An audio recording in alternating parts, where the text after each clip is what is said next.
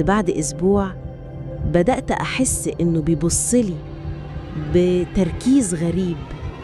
كنت قاعدة بتفرج على فيلم وبصيت ورايا، لقيت واقف ساكت بيبصلي. سألته عايز حاجة؟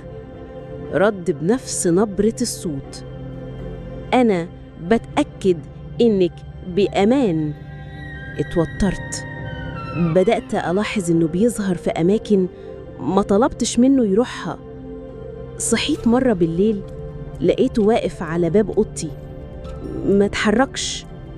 قلت له ارجع مكانك يا سيرفو. استجاب فوراً، لكن نظرته فضلت عليا. دخلت على الإعدادات، لقيت فيه وضع اسمه المراقبة النشطة. حاولت أطفيه، لكن ظهر لي تحذير على الموبايل: